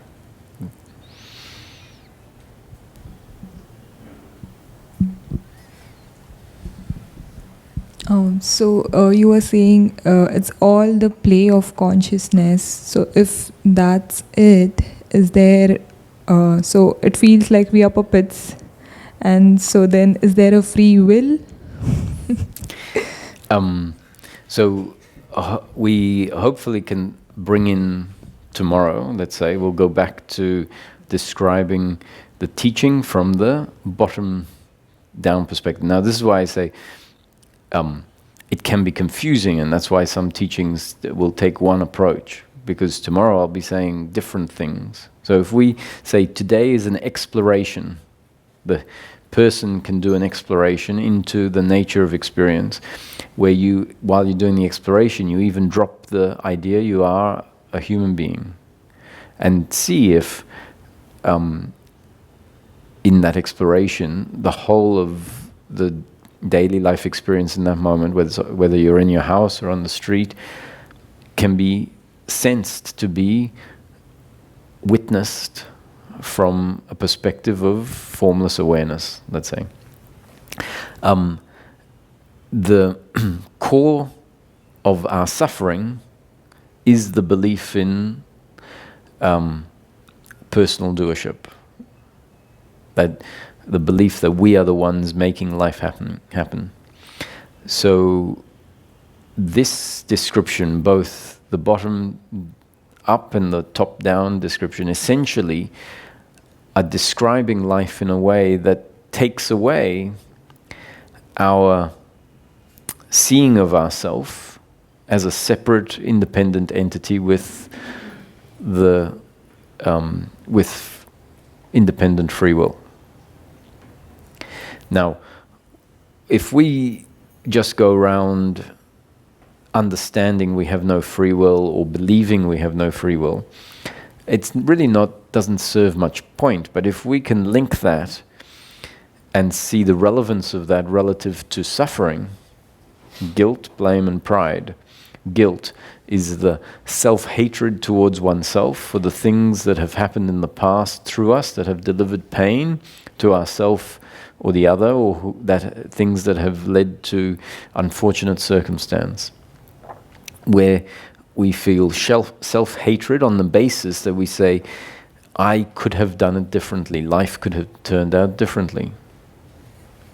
Blame towards the other for what they have done that hurt you. And you can hang on to that blame or find it arising for years. And it's all based on interpretation or a seeing of life as my doing and the other's doing. And they should have been better and I should have been better. So whichever perspective you see life from, as all a dream in consciousness, or as it's described in the daily living perspective, where it still says it's predetermined, and it says the human being will always function based on their genes and up-to-date conditioning, that we weren't in control of, and therefore we are forced to experience life a particular way, and forced to function a particular way. So both teachings, if you look at the commonality of it, they are attacking our independent existence as autonomous human beings, which can seem like it is taking something very precious away from us. But what if life has always been as described? So realizing it isn't going to plunge us into feeling like a puppet on the end of the string. What if we've always been a puppet on the end of the string and we just haven't realized it? And that realizing it simply removes our internal attitude of judgment, hatred, blame, shame, pride. And what we think is terrible news, that we are all part of a play of consciousness, could actually be the liberation that says, what, you mean I don't need to worry about trying to control the future? I don't need to feel all this hatred for myself for those things that happened in the past. I don't have to feel hatred for those people that have done all those things in the past, because it was all part of destiny unfolding. And really, there's not me as a separate doer and the other as a separate doer. So what a relief.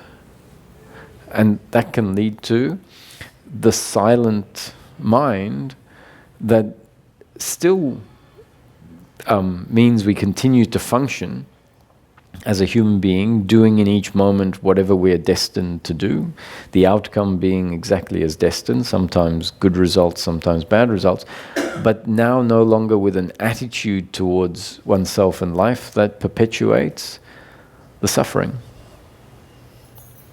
So this is why in the top-down teachings, where there is what they would call the experiential realization of non-duality, which is the experiential realization that life is a creation, life is an experiential creation arising spontaneously in each moment, which means all we ever know is the momentary experience of life, and that we, the character, don't create the experience as it is, but rather it arises. So that top-down realization of non-duality is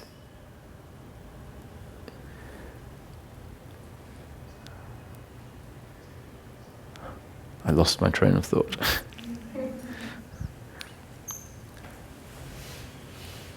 The realization of non-duality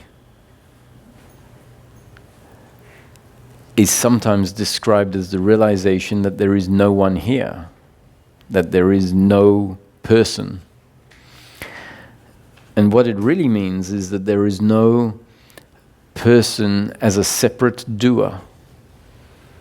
And what collapses, that we feel like the collapse of the person, is actually the collapse of the attitude of personal doership and attachment that is continually blaming, judging, craving, regretting.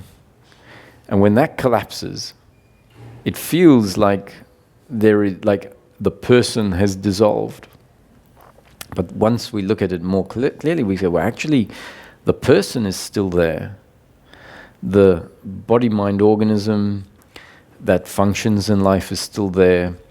The feeling of biological pleasure and pain, if headaches arise, that is biological pain, so that is still there. But what has fallen away is the psychological noise, the psychological thinking. So what is referred to as the end of the person, the end of the individual, is really the end of the belief I am a separate, independent person, and the end of all of the narrative that stems from that. So the realization, the non-duality realization, is only useful if it brings an end to the guilt and the blame and the pride and the worry and the expectation. So where a lot of people get stuck is they have this realization of the non-duality, but the deeply ingrained belief of doership and attachment to outcomes don't get uprooted. And suffering continues to arise, but they feel like, oh, it's okay because it's not happening to anybody. You know, I am just awareness, aware of the suffering. But the suffering is actually, when we're honest, is still being experienced. It's still there. And the freedom, the ultimate freedom, is when even that suffering stops arising. And the suffering will stop arising when the realization of non-duality, which really means the realization that life is a happening and that I don't make it happen, but I am part of the happening. When that realization penetrates down and dissolves the belief in doership and attachment to outcome, then there is peace on all levels, not suffering arising and I am the witness of it, but just no suffering arising. Which is why at some point we can come back and be the person, not the doer, but really inhabit the body again and say, oh, I don't need to be living as impersonal awareness for suffering to end. I can come back and allow the experience to be an experience of life from the perspective of this body. And I can even say, well, actually I am this body, with a connection and a recognition of the consciousness, which was seen in those shifts, if that happens. And it's like, oh, I don't need to be anything other than the person. And all that needs to happen, or life continues to be lived, but without the arising of the guilt, the blame, the pride, the expectation, the regret in the past. And that's the freedom.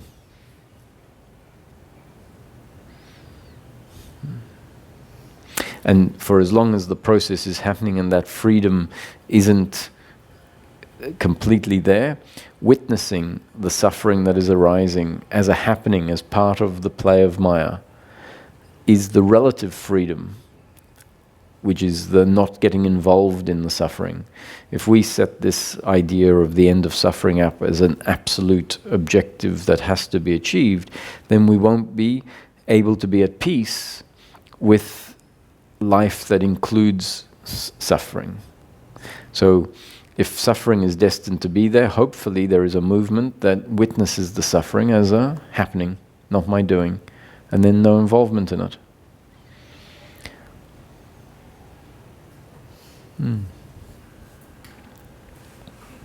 Yes, we'll make this the last question.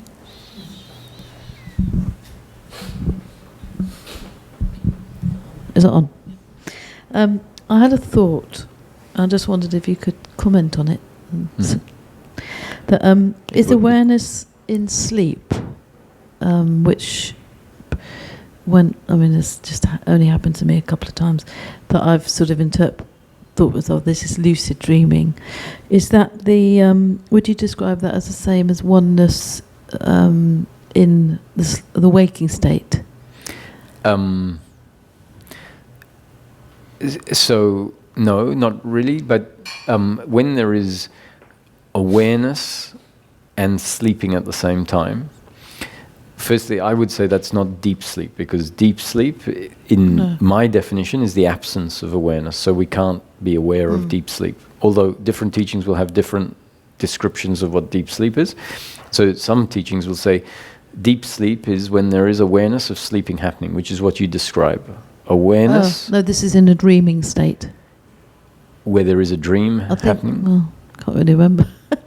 I don't think it's not deep sleep, it's a dreaming state. A dreaming state. But if there is no dream happening, but just an awareness of no waking state and no dream state. Yeah, it might have been. It could have been that. That is what you could refer to as awareness of nothing, but it's actually not nothing, because awareness is aware of the absence of content, but then the absence of content is really a subtle object, which is not a problem. It just means that that's what the experience was of. It was, which is still, to me, it is a state of sleep where awareness is still there, so it is just before deep sleep. Yeah, okay. And is that similar to the oneness state in waking? That is similar to, or it is a recognition of the sense of existence in the waking state. Because if there was awareness of, like an awareness that there is sleeping happening, it wasn't Beth aware, but no, not really. It wasn't even a thought, but rather I think it can be interpreted that it's, oh, I'm aware of myself. Yeah. But when it's happening, I don't think it is. It's just when you're awake, That's you when- think, when oh, I Beth- was aware. Yeah, when Beth comes back, because the core of Beth is that same awareness that recognized the absence of dream and the absence. Then when Beth is there, it would be, oh, I was aware. But when you really look at it, the thinking and the experience of Beth had fallen away, and there was just, and that is the core essence of beingness that was aware of, or that was there in that experience. Thank you. Mm.